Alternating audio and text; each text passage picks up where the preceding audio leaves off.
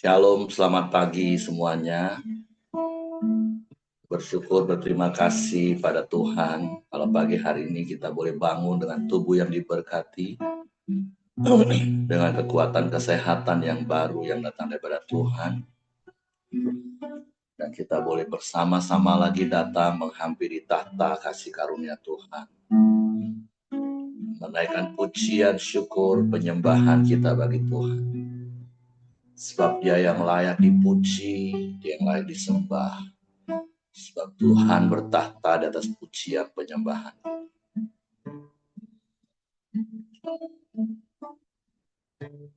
Bapa, kami bersyukur, kami berterima kasih kepadamu pagi ini. Terima kasih buat sepanjang malam tidur nyenyak yang kau beri bagi kami. Terima kasih pagi hari ini kami boleh bangun dengan tubuh yang diberkati, dengan kekuatan kesehatan yang baru. Jiwa yang selalu disegarkan, ditenangkan dengan firman. Sehingga roh kami semakin hari semakin kuat di dalam Engkau. Suatu pagi hari ini kami datang dengan hati yang bersyukur kepadamu. Dengan mulut yang penuh dengan pujian pengagungan. Sebab Engkau yang bertahta di atas pujian penyembahan kami. Waktu kami bersyukur padamu.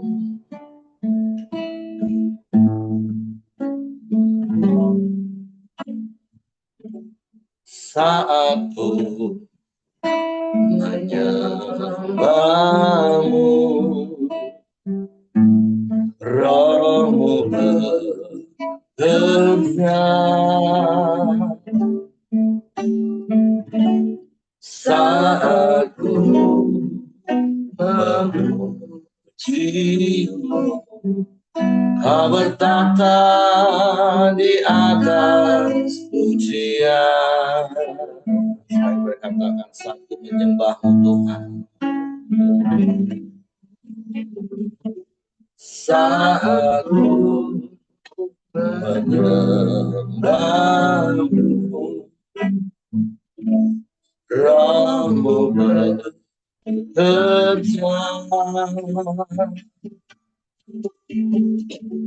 Saat ku memujimu,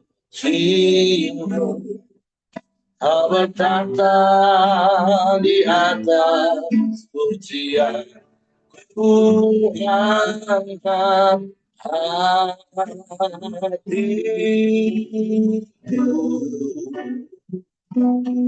ku pandang kekudusanmu. Saat ku sembah, ku pujimu, ku rasakan kehadiran Tuhan. Saat ku menyembahmu, rohmu bekerja.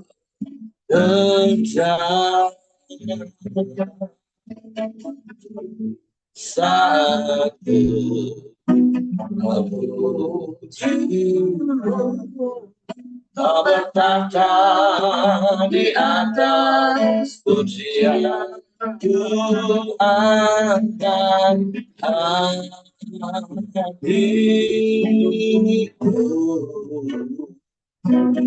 ku pandang kekudusanmu. Saat ku sembah, ku pujimu, ku rasakan kehadiran Tuhan. Ku angkat hatiku,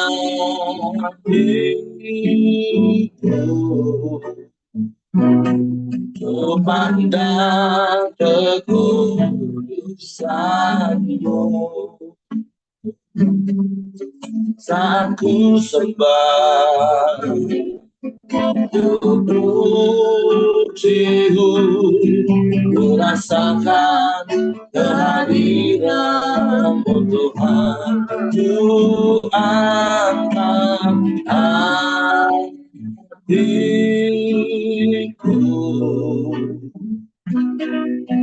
pandang kekudusan-Mu.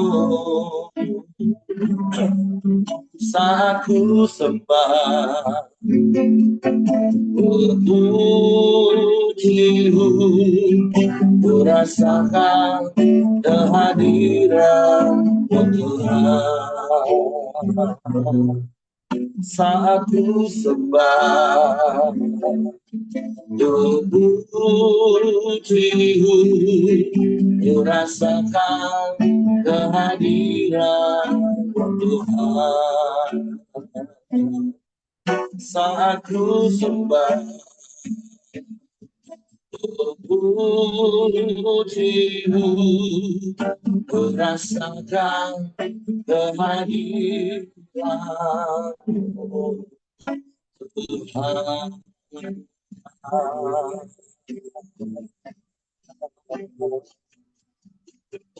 Haleluya.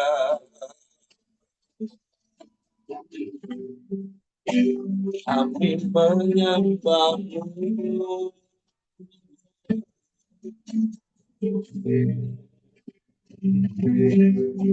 kami memuji-Mu,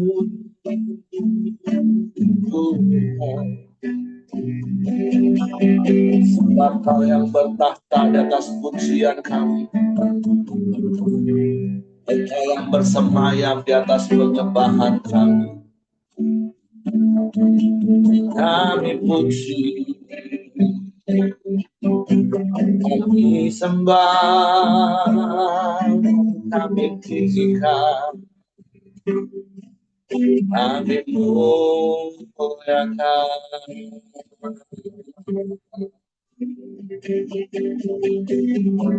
Sebab hanya Engkau yang layak dipuji, disembah.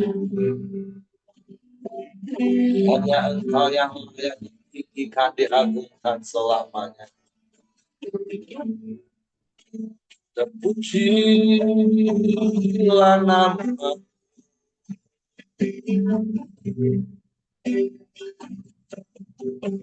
terpujilah nama-Mu, Yesus Tuhan, Yesus Tuhan. Ajaib, ajaib Engkau. Kami sembah, kami sembah. Mulia, mulia.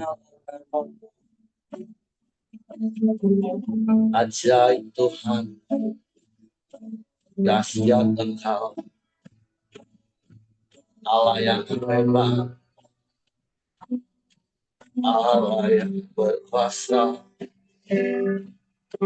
Allah yang sanggup melakukan segala perkara. Tiada yang mustahil bagi-Mu Tuhan. Ajaib, ajaib, ajaib Tuhan. Tiada yang lain, hanya Engkau. Kau satu-satunya, hanya Engkau. Hanya pada-Mu kami percaya, kami berharap, kami berserah. Sebab kami aman di dalam, kami tenang di dekat-Mu. Sebab Engkau perlindungan yang teguh bagi kami. Engkau kota benteng yang teguh bagi kami. Menara keselamatan bagi kami. Kubu pertahanan kami aman, terlindungi di dalam-Mu, sebab kerajaan tak tergoncangkan. Sekalipun bumi bergoncang, gunung-gunung beranjak, namun kasih setia-Mu Tuhan tak pernah berubah. Kami bersyukur,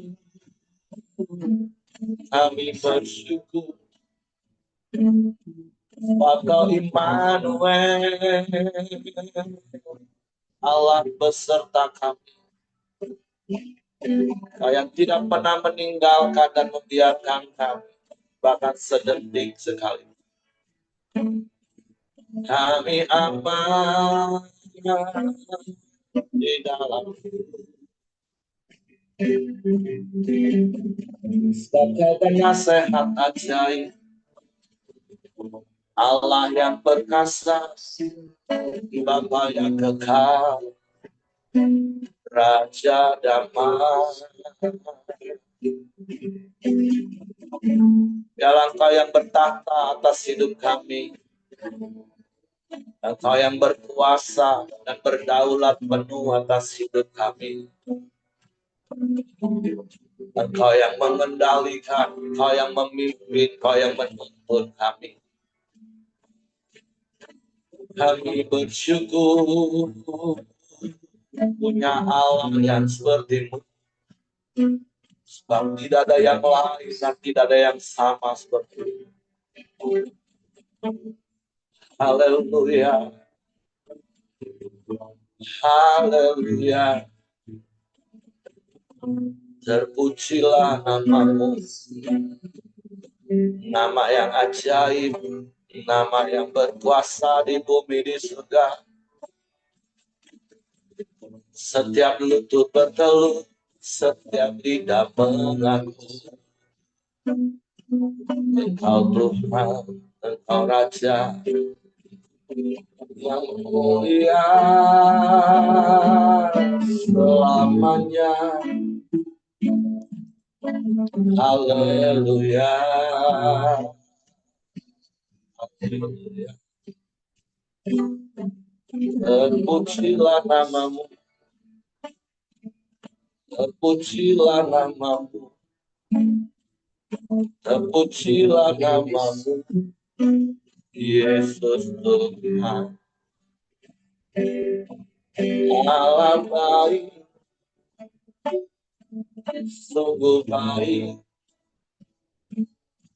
teramat baik, selamanya Kau baik. Terima kasih, terima kasih, terima kasih.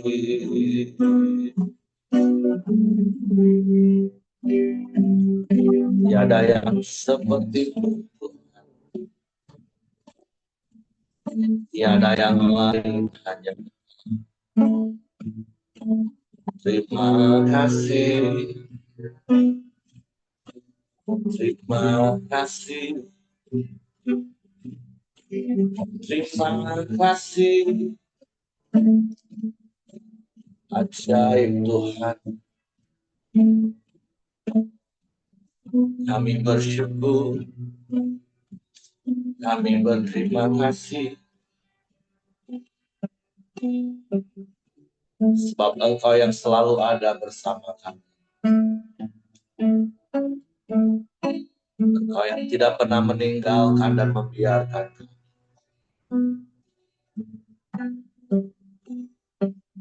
Kami aman di dalam-Mu Tuhan. Kami tenang di dekat-Mu. Sewaktu kami mau terus tinggal di dalam-Mu dan firman-Mu di dalam kami. Terima kasih, terima kasih,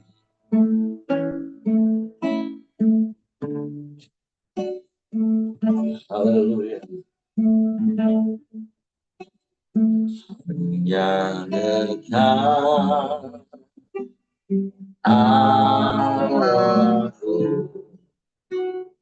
rasa tenang hatiku, kau sertai jalanku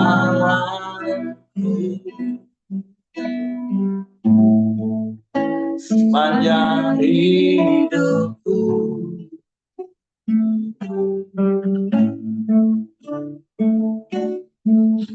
Hanya dekat padamu ada kekuatan baru, kau berlindunganku keselamatanku.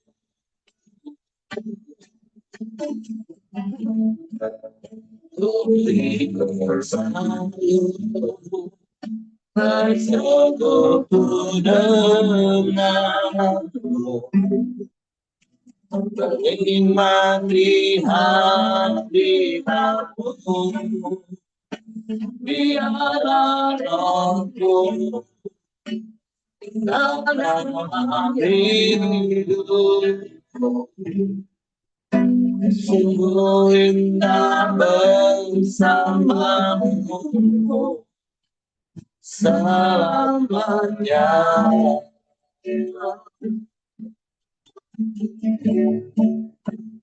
Hanya dekat padamu, rasa tenang hatiku, kau sertai jalanku sepanjang hidupku.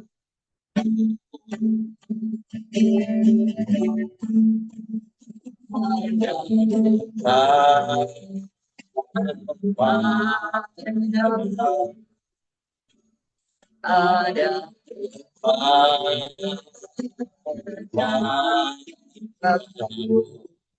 kau berlindungan keselamatanku.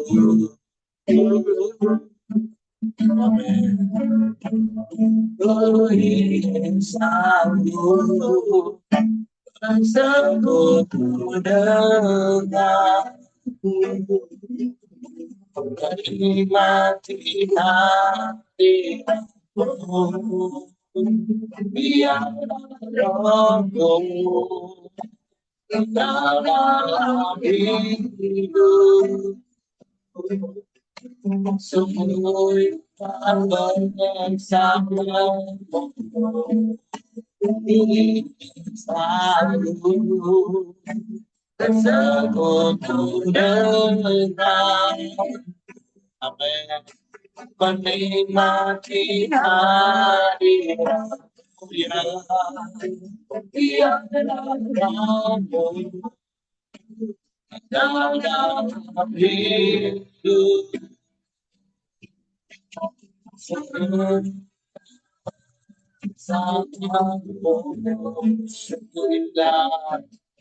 sungguh indah bersama dia, sungguh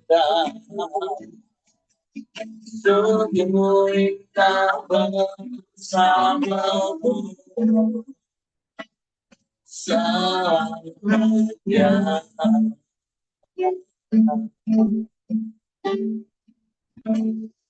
Kami mau selalu tinggal dalam dan firman-Mu dalam kami. Sebab sesungguhnya itulah keindahan dalam hidup. Kami percaya firman-Mu, di mana ada kebenaran, di situ akan tumbuh damai sejahtera. Dan akibat dari kebenaran adalah ketenangan dan ketenteraman sampai selamanya. Sekali lagi kami mau terus tinggal di dalam-Mu. dan firman-Mu di dalam kami.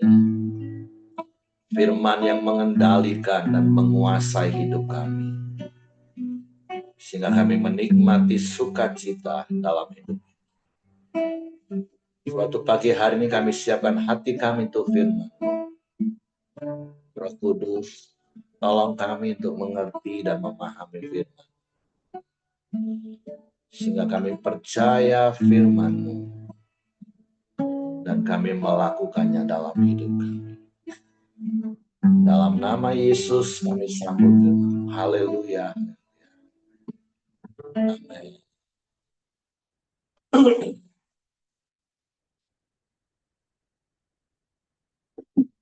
Oke, shalom, selamat pagi semuanya. Hari ini kita mau terus belajar kebenaran firman Tuhan. Dan kita sudah pada Kisah Para Rasul, pasalnya yang ketiga.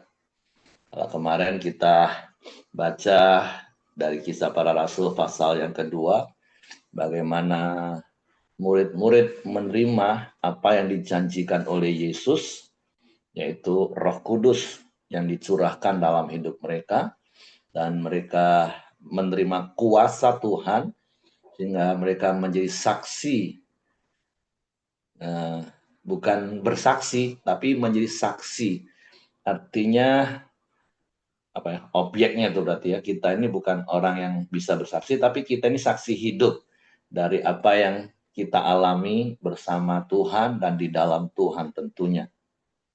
Dan kemudian kita baca di ayat-ayat terakhir, ayat 37 sampai 39, janji itu bukan hanya bagi murid-murid Yesus yang ada di loteng Yerusalem 2000 tahun yang lalu, tetapi ayat-ayat itu katakan, tetapi bagi orang yang masih jauh, yang masih akan menerima Tuhan karena pemberitaan permintaan mereka.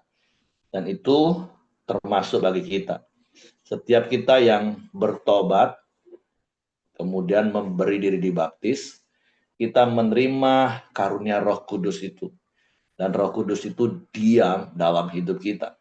Dan kita sudah belajar di Injil Yohanes apa saja peranan-peranan Roh Kudus dalam hidup kita, yaitu sebagai penolong, sebagai penghibur, mengajarkan segala sesuatu, mengingatkan semua yang Yesus ajarkan.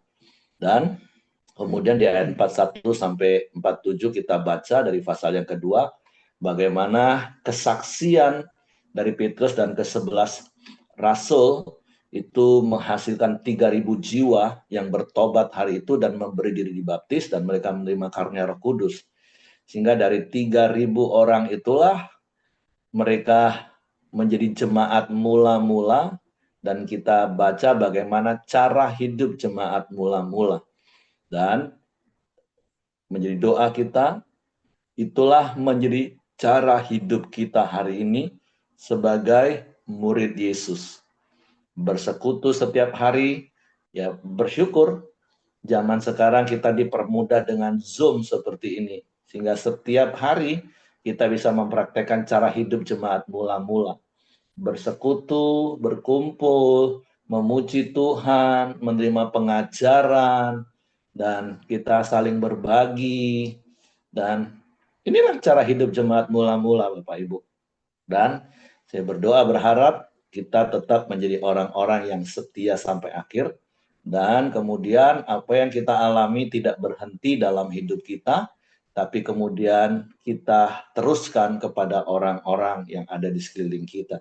Karena itulah tujuan Tuhan menyelamatkan hidup kita. Bukan hanya sebatas sekedar kita terima anugerah hidup kekal, tapi biarlah melalui hidup kita ada juga orang-orang yang menerima anugerah hidup yang kekal itu. Nah, hari ini kita masuk di Kisah Para Rasul pasal yang ketiga dengan judul perikop yang pertama, Petrus menyembuhkan orang lumpuh. Pada suatu hari menjelang waktu sembahyang, yaitu pukul 3 petang, naiklah Petrus dan Yohanes ke bait Allah. Di situ ada seorang laki-laki yang lumpuh sejak lahirnya, sehingga ia harus diusung. Tiap-tiap hari orang itu diletakkan dekat pintu gerbang bait Allah yang bernama Gerbang Indah untuk meminta sedekah kepada orang yang masuk ke dalam bait Allah. Ketika orang itu melihat bahwa Petrus dan Yohanes hendak masuk ke bait Allah, ia meminta sedekah. Mereka menatap dia, dan Petrus berkata, "Lihatlah kepada kami." Lalu orang itu menatap mereka dengan harapan akan mendapat sesuatu dari mereka. Tapi Petrus berkata, "Emas dan perak tidak ada padaku, tetapi apa yang kupunyai, kuberikan kepadamu. Demi nama Yesus Kristus, orang Nazaret itu, berjalanlah." Lalu ia memegang tangan kanan orang itu dan membantu dia berdiri. Seketika itu juga kuatlah kaki dan mata kaki orang itu. Ia melonjak berdiri lalu berjalan kian kemari dan mengikuti mereka ke dalam bait Allah, berjalan dan melompat-lompat serta memuji Allah. Seluruh rakyat itu melihat dia berjalan sambil memuji Allah. Lalu mereka mengenal dia sebagai orang yang biasanya duduk meminta sedekah di gerbang indah bait Allah, sehingga mereka takjub dan mereka tercengang tentang apa yang telah terjadi padanya. Saya percaya kisah ini kisah yang sangat-sangat viral, kisah yang sangat familiar bagi kita. Bahkan anak-anak sekolah minggu akan sangat ingat kisah-kisah ini. Saya sangat ingat sekali, guru sekolah minggu saya dulu juga sering menceritakan kisah ini. Bahkan ada lagunya yang hampir-hampir saya lupa. Dia jalan, lompat, puji Tuhan, jalan, lompat, Mas perak tak kupunya. Begitulah kira-kira lagunya. Tapi satu hal yang mau kita belajar dari kisah ini Bapak Ibu,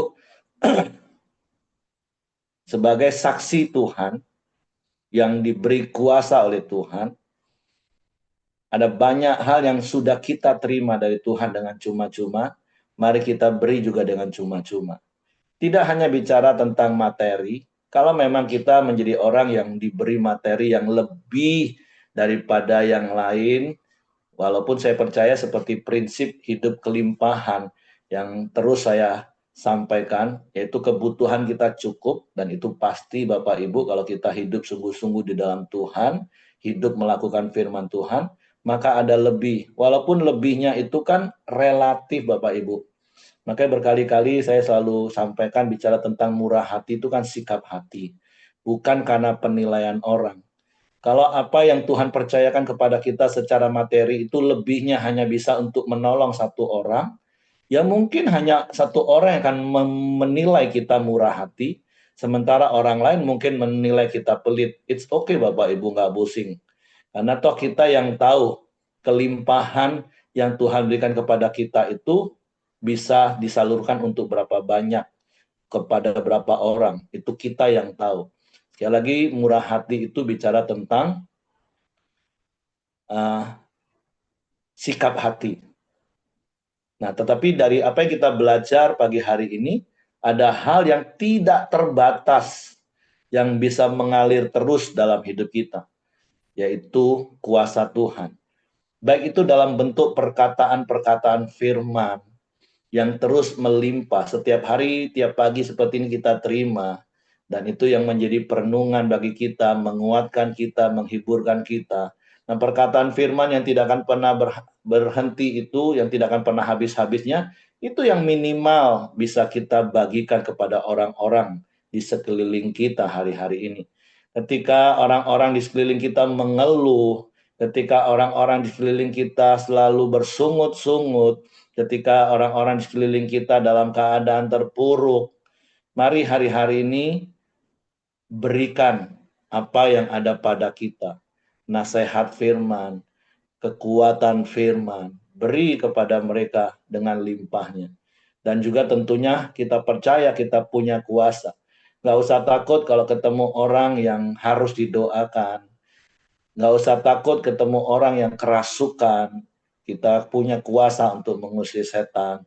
Kita punya kuasa untuk menyembuhkan. Tentu itu kuasa dari Tuhan. Kita hanya sebagai penyalurnya. Jadi jangan pernah ragu-ragu, jangan pernah menahan-nahan apa yang ada dalam hidup kita. Ya, sekalipun sekali lagi, itu bukan bicara tentang materi seperti yang Petrus sampaikan. Emas perak kami nggak punya. Ya, karena mereka mengikuti cara hidup Yesus dalam kesederhanaan. Yang Yesus sendiri katakan, aku nggak punya tempat untuk meletakkan kepala. Kalah dengan burung yang punya sarang, serigala yang punya liang. Tapi untuk meletakkan kepala pun Yesus nggak punya. dalam tanda kutip Yesus hidup dari belas kasihan orang-orang ketika dia datang, dijamu makan, dan dilayani seperti yang kita baca di Injil Lukas. Ada perempuan-perempuan yang melayani mereka dengan harta mereka, mensupport perjalanan mereka. Itulah gaya hidup. Tetapi sekali lagi, setiap kita punya banyak hal yang sudah Tuhan beri dalam hidup kita. Kasih, kuasa, hikmat, dan juga tentu harta mungkin ada di dalamnya.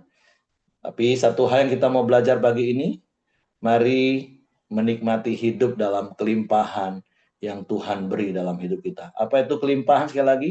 Segala kebutuhan kita tercukupi dan kita bisa memberi orang lain. Kan alangkah disayangkan kalau kita menjadi orang Kristen tapi kita merasa hidup kita nggak punya damai sejahtera. Gimana kita bisa mendatangkan damai sejahtera untuk orang lain? Bagaimana hidup kita masih penuh dengan kekhawatiran, kegelisahan, dan ketakutan, dan kita bisa menenangkan orang lain. Tapi seharusnya nggak terjadi. Karena sekali lagi, bukankah Yesus sumber segala sesuatu yang hari-hari ini sedang kita rayakan kelahirannya? Itu sudah ada bersama dengan kita, sebab Dia Allah Immanuel, dan ada Roh Kudus yang berdiam selamanya dalam hidup kita. Jadi mari Bapak Ibu, kerjakan apa yang harus kita kerjakan, karena Tuhan sudah memperlengkapi hidup kita. Ayat berikutnya, khotbah Petrus di Serambi Salomo. Karena orang itu tetap mengikuti Petrus dan Yohanes, maka seluruh orang banyak yang sangat keheranan itu datang mengurumuni mereka di serambi yang disebut Serambi Salomo.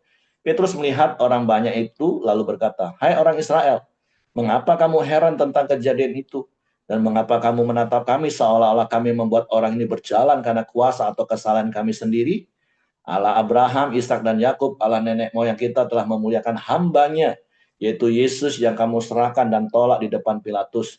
Walaupun Pilatus berpendapat bahwa ia harus dilepaskan, tapi kamu telah menolak yang kudus dan benar, serta menghendaki seorang pembunuh sebagai hadiahmu. Demikianlah ia, pemimpin kepada hidup telah kamu bunuh. Tetapi Allah telah membangkitkan dia dari antara orang mati. Dan tentang hal itu kami adalah saksi. Dan karena kepercayaan dalam nama Yesus, maka nama itulah telah menguatkan orang yang kamu lihat dan kamu kenal ini. Dan kepercayaan itu telah memberi kesembuhan kepada orang ini di depan kamu semua. Hai saudara-saudara, aku tahu bahwa kamu telah berbuat demikian karena ketidaktahuan, sama seperti semua pemimpin kamu. Tetapi dengan jalan demikian, Allah telah menggenapi apa yang telah difirmankannya dahulu dengan perantara nabi-nabinya. Itu bahwa Mesias yang diutusnya harus menderita. Karena itu sadarlah dan bertobatlah, supaya dosamu dihapuskan, agar Tuhan mendatangkan waktu kelegaan dan mengutus Yesus yang dari semula diuntukkan bagimu sebagai Kristus. Kristus itu harus tinggal di surga sampai waktu pemulihan segala sesuatu, seperti yang difirmankan Allah dengan perantara nabi-nabinya kudus di zaman dahulu. Bukankah telah dikatakan Musa, Tuhan Allah akan membangkitkan bagimu seorang nabi dari antara saudara-saudaramu sama seperti aku? Dengarkanlah dia dalam segala sesuatu yang akan datang, dikatakannya kepadamu. Dan akan terjadi bahwa semua orang yang tidak mendengarkan nabi itu akan dibasmi dari umat kita. Dan semua nabi yang pernah berbicara dari mulai Samuel dan sesudah dia telah bernubuat tentang zaman ini, kamulah yang mewarisi nubuat-nubuat itu dan mendapat bagian dalam perjanjian yang telah diadakan Allah dengan nenek moyang kita. Ketika ia berfirman kepada Abraham, oleh keturunanmu semua bangsa di muka bumi akan diberkati. Dan bagi kamulah pertama-tama Allah membangkitkan hambanya dan mengutusnya kepada kamu, supaya ia memberkati kamu dengan memimpin kamu masing-masing kembali dari segala kejahatanmu. Dan jadi di perikop yang kedua kita belajar dari apa yang Petrus lakukan, yaitu seperti yang berkali-kali juga saya sampaikan, doakan saja Bapak Ibu orang sakit, karena kita ini bukan penyembuh, Yesus penyembuh, kita ini hanya penyalur. Sehingga kalau orang itu nggak sembuh, kita nggak tertuduh. Kalau orang itu sembuh, kita nggak sombong. Yang penting terus kita jaga hati kita. Kita percaya kita menerima kuasa itu dengan cuma-cuma, ya kita berikan dengan cuma-cuma, dengan iman, dengan percaya, dengan sungguh-sungguh. Seperti apa yang Petrus katakan, kenapa kalian menatap kami seolah-olah kami yang melakukan dengan kuasa kami, dengan kesalehan kami. Nah, seperti kalau kemarin sore Pak Bambang ngomong, kalau yang ibadah sore tahu ilmu Tai Chi maksudnya. Kalau orang memuji kita karena mereka melihat kuasa Tuhan yang dinyatakan melalui hidup kita, nggak usah merendahkan diri di atas gunung. Ah, enggak lah, enggak. Puji Tuhan ya, kamu diberkati, bisnismu lancar. Puji Tuhan loh, kamu tadi doakan orang itu sembuh. Nggak usah sok-sok merendahkan diri. Ah, enggak lah, enggak ah. Tapi hatinya, iya sih. Nggak seperti itu. Tapi seperti Petrus, iya terima, iya. Kami adalah saksi Tuhan. Kami bisa melakukan ini karena Tuhan. Jadi ujung-ujungnya tetap dikembalikan hormat, pujian, kemuliaan untuk Tuhan, Bapak Ibu. Sama seperti apa yang Petrus lakukan. Petrus dan Yohanes. Iya, kami lakukan itu, tapi bukan karena kami, tapi karena Yesus. Nah, kesempatan-kesempatan yang Tuhan berikan untuk kita bisa menceritakan siapa itu Yesus, apa yang Yesus lakukan. Makanya highlight yang sepanjang tahun ini saya sampaikan Bapak Ibu, kabarkanlah kabar baik dengan cara yang baik, dimulai dari hidup yang baik Bapak Ibu. Ketika orang melihat cara hidup kita, mereka menjadi tertarik, dan ketertarikan mereka itu membuat mereka datang kepada Tuhan melalui hidup kita.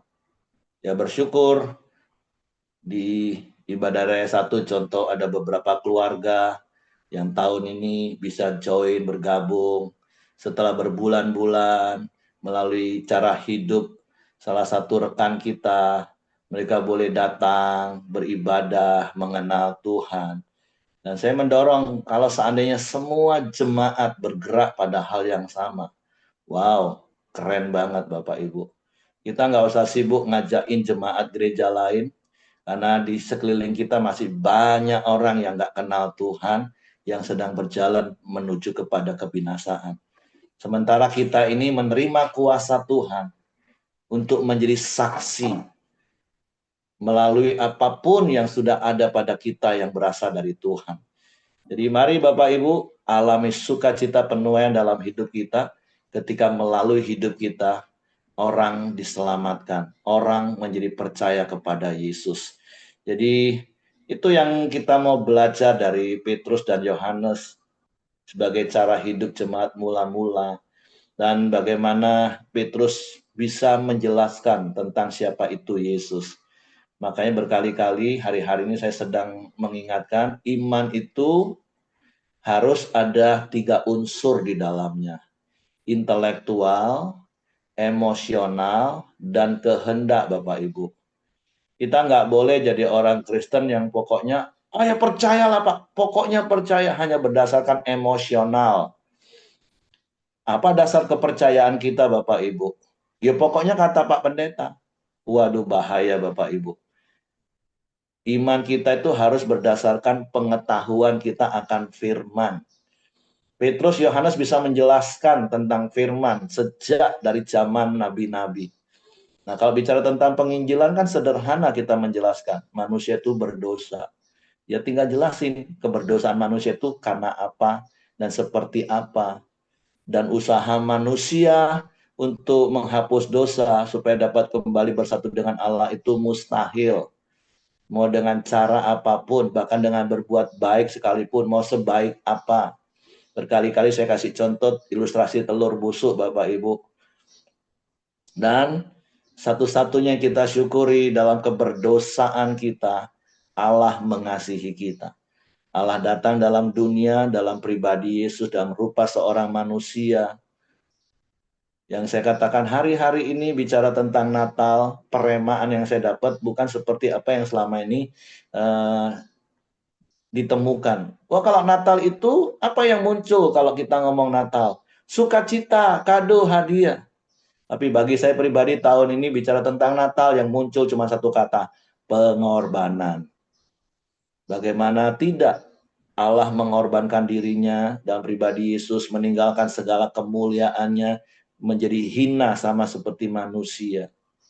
Maria, Yusuf juga harus berkorban supaya firman Tuhan digenapi, seorang anak lahir dari perempuan yang perawan.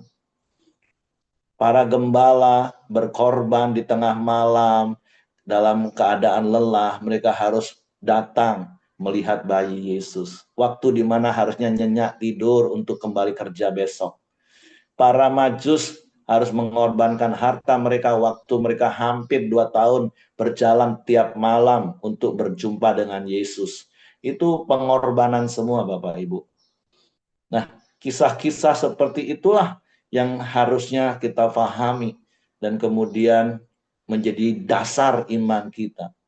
Dan ketika kita punya iman yang didasari dengan pengetahuan yang benar akan firman, dengan kehendak pikiran, perasaan kita, dan kita putuskan kita percaya kepada Yesus, kita akan menjadi pribadi yang kuat berpegang teguh pada firman, pada iman kita. Sehingga ketika kita menceritakan iman kita, kita bisa menceritakannya dengan yakin. Nah, tapi kalau iman kita saja katanya sih, nah seperti Ayub akhirnya Bapak Ibu, kelihatan kuat di depan, tapi dengan berjalannya waktu akhirnya marah, kecewa, bersungut-sungut, sampai pada akhirnya dia mengenal Tuhan secara pribadi.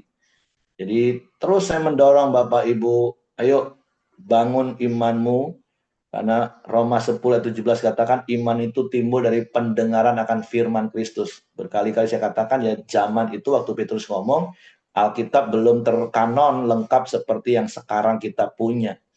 Jadi sekarang ayat itu ya bisa diaplikasikan, iman itu timbul dari pembacaan dan perenungan firman Kristus. Makanya berkali-kali ya ujung-ujungnya saya akan selalu ingatkan